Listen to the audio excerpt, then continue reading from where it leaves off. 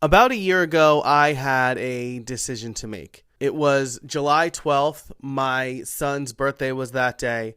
I was really stressed about the amount of work I had to do. And this was one of the Fridays where I was actually able to work. We weren't doing summer camp, and so I was only working about half the week, but my wife was off, and so it was a work day for me. But a few things happened that kind of changed my day. My wife and the kids were supposed to go to the zoo with a bunch of friends, but it was drizzling. It wasn't supposed to rain all day, but it was raining enough to make all of the friends cancel. And so it was just going to be my family minus me going to the zoo on my son's birthday. And something else that you should know is that my son was born in 2020, so like height of the pandemic, and I always kind of felt like he got the shaft for like family celebration. Like it feels like a classic middle child thing. And so I was faced with the decision. Was I going to sacrifice one of my few work days that summer to spend the day with my family, or was I going to keep working knowing that my family was at the zoo on my son's birthday without me? Well, you could probably guess what I decided.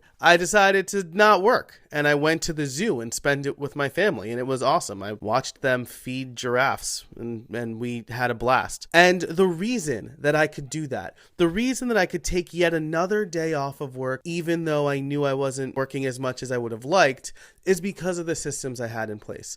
I knew that if I didn't work this one Friday, that my business wouldn't fall apart. My VA was publishing everything that needed to be published and doing everything that she could do in the background. My automations were making things happen.